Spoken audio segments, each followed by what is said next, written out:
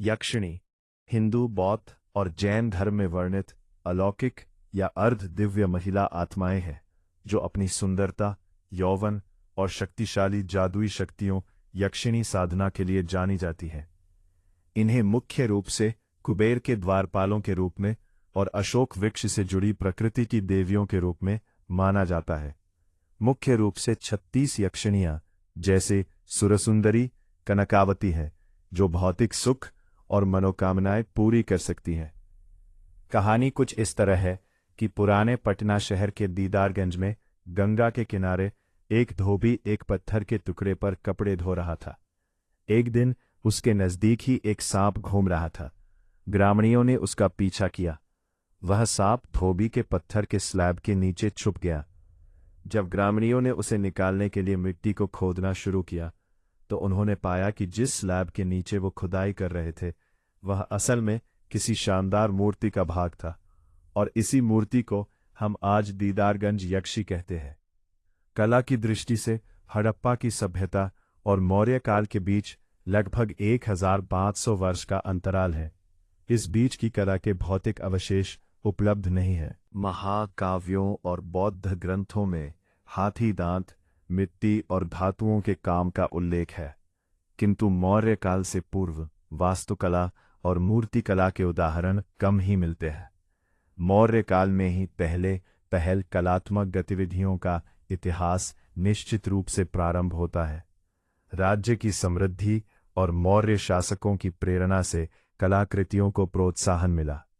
इस युग में कला के दो रूप मिलते हैं।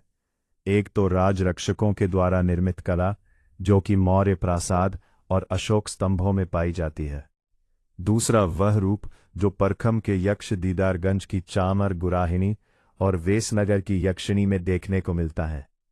राज्यसभा से संबंधित कला की प्रेरणा का स्रोत स्वयं सम्राट था। यक्ष यक्षिणियों में हमें लोक कला का रूप मिलता है। लोक कला के रूपों की परंपरा पूर्व युगों से काष्ठ और मिट्टी में चली आई है। अब उसे पाषाण के माध्यम से अभिव्यक्त किया गया। पाटलिपुत्र सोन और गंगा के संगम पर बसा हुआ था। नगर की लंबाई 9 मील और चौड़ाई 2 मील थी। नगर के चारों ओर लकड़ी की दीवार बनी हुई थी जिसके बीच बीच में तीर चलाने के लिए छेद बने हुए थे। दीवार के चारों ओर एक खाई थी जो 60 फुट पाक में होती है, गहरी और 600 फुट चौड़ी थी। नगर में आने जाने के लिए 64 द्वार थे। दीवारों पर बहुत से बुर्ज थे जिनकी संख्या 570 थी। पटना में गत वर्षों में जो खुदाई हुई उससे काष्ठ निर्मित दीवार के अवशेष प्राप्त हुए हैं। 1920 में बुलंदीबाग की खुदाई में प्राचीर का एक अंश उपलब्ध हुआ है जो लंबाई में 150 फुट है। लकड़ी के खंभों की 2 पंक्तियां पाई गई हैं जिनके बीच 14 फुट का अंतर है। यह अंतर लकड़ी के स्लीपरों से ढका गया है। खंभों के ऊपर शहतीर जुड़े हुए हैं। खंभों की ऊंचाई जमीन की सतह से 12 फुट है और ये जमीन के अंदर 5 फुट गहरे गाड़े गए थे। यूनानी लेखकों ने लिखा है कि नदी तट पर स्थित नगरों में प्रायः काष्ठ शिल्प का उपयोग होता था। पाटलिपुत्र की भी यही स्थिति थी। सभा मंडप में शिला स्तंभों का प्रयोग एक नई प्रथा थी। मौर्य काल के सर्वोत्कृष्ट नमूने अशोक के एकाश्मक स्तंभ है जो कि उसने धम्म प्रचार के लिए देश के विभिन्न भागों में स्थापित किए थे। इनकी संख्या लगभग 20 है और ये चुनार बनारस के निकट के बलुआ पत्थर के बने हुए हैं। लाट की ऊंचाई 40 से 50 फुट है। चुनार की खानों से पत्थरों को काट कर निकालना शिल्पकला। मैं इन एकाश्मक खंभों को काट तराश कर वर्तमान रूप देना, इन स्तंभों को देश के विभिन्न भागों में पहुंचाना शिल्पकला तथा इंजीनियरी कौशल का अनोखा उदाहरण है। इन स्तंभों के 2 मुख्य भाग उल्लेखनीय हैं। एक स्तंभ यष्टि टेपरिंग शाफ्ट और शीर्ष भाग। शीर्ष भाग के मुख्य अंश हैं घंटा जो कि अखमीनी स्तंभों के आधार के घंटों से मिलते जुलते हैं। भारतीय विद्वान इसे अवांगमुखी कमल कहते हैं। इसके ऊपर गोल अंड या चौकी है। कुछ चौकियों पर 4 पशु और 4 छोटे चक्र अंकित है, जैसे सरनाथ स्तंभ शीर्ष की चौकी पर, तथा कुछ पर हंस पक्ति अंकित है। चौकी पर सिंह, अश्व, हाथी तथा बैल आसीन है। रामपुर में नटुवा बैल ललित मुद्रा में खड़ा है। सारनाथ के शीर्ष स्तंभ पर 4 सिंह पीठ सटाए बैठे हैं। ये 4 सिंह एक चक्र धारण किए हुए हैं। यह चक्र बुद्ध द्वारा धर्म चक्र प्रवर्तन का प्रतीक है। अशोक के एकाश्मक स्तंभों का सर्वोत्कृष्ट नमूना सारनाथ के सिंह स्तंभ का शीर्षक है। मौर्य शिल्पियों के रूप विधान का इससे अच्छा दूसरा नमूना और कोई नहीं है। ऊपरी सिंहों में जैसी शक्ति का प्रदर्शन है, उनकी फूली नसों में जैसी स्वाभाविकता है, और उनके नीचे उकेरी आकृतियों में जो प्राणवान वास्तविकता है, उसमें कहीं भी आरंभिक कला की छाया नहीं है। शिल्पों ने सिंहों के रूप को प्राकृतिक सच्चाई से प्रकट किया है।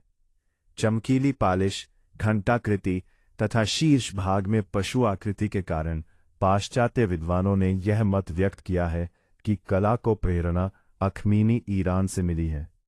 चौकी पर हंसों की उकेरी गई आकृतियों और अन्य सज्जाओं में यूनानी प्रभाव भी दिखाई देता है। भारतीय विद्वानों के अनुसार अशोक के स्तंभ की कला का स्रोत भारतीय है। मौर्य स्तंभ, शीर्षों की पशु मूर्तियां, सारनाथ का सिंह स्तंभ, रामपुरवा का बैल प्राचीन सिंधु घाटी से प्रवाहमान परंपरा के अनुकूल है।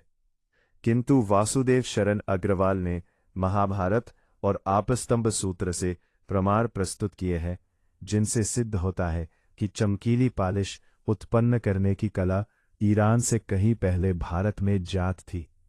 मौर्य काल से पूर्व और एक हद तक मौर्यकालीन स्थानों पर जो काली पालिश वाले मृदभांड पाए गए हैं, उनसे प्रतीत होता है कि देश के इतिहास में एक युग ऐसा था जब औपदार चमक में रुचि ली जाती थी। यह भी सिद्ध होता है कि पालिश का रहस्य केवल राजशिल्पियों तक सीमित नहीं था। पिंपरहवा स्तूप से मिली स्फटिक मंजूषा, पाटलिपुत्र के 2 यक्ष और दीदारगंज की यक्षी में भी यह पालिश पाई जाती है। अशोक ने वास्तुकला के इतिहास में एक नई शैली का प्रारंभ किया, अर्थात चट्टानों को काटकर कंदराओं का निर्माण किया। गया के निकट बाराबर की पहाड़ियों में अशोक ने अपने राज्याभिषेक के 12वें वर्ष में सुदामा गुहा आजीवक भिक्षुओं को दान में दी। इस गुफा में 2 कोष्ठ है।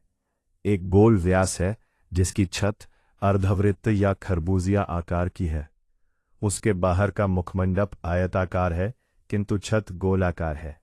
दोनों कोष्ठों की भित्तियों और छतों पर शीशे जैसी चमकती हुई पालिश है। इससे जात होता है कि चैत्यगृह का मौलिक विकास अशोक के समय में ही प्रारंभ हो गया था, और इस शैली का पूर्ण विकास महाराष्ट्र के भाजा, कन्हेरी और कार्ले चैत्यगृहों में परिलक्षित होता है। अशोक के पुत्र दशरथ ने नागार्जुनी पहाड़ियों में आजाविकों को 3 गुफाएं प्रदान की। इनमें से एक प्रसिद्ध गुफा गोपी गुफा है। इनका विन्यास सुरंग जैसा है।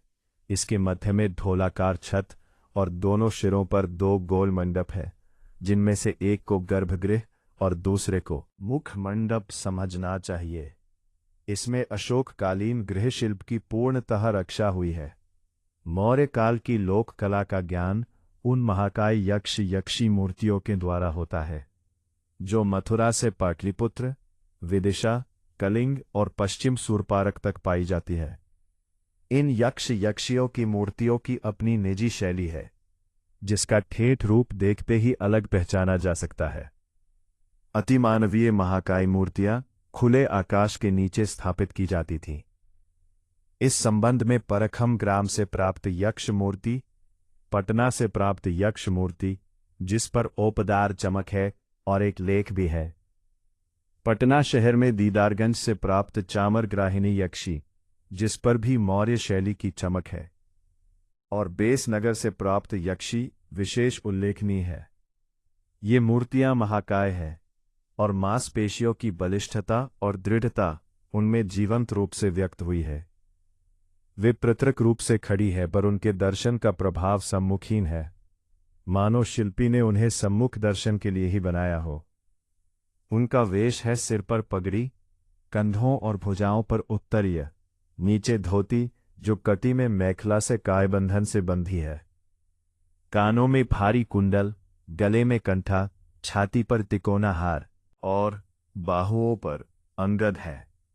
मूर्तियों को थोड़ा घटोदर दिखाया गया है, जैसे परखम की मूर्ति में देखने को मिलता है।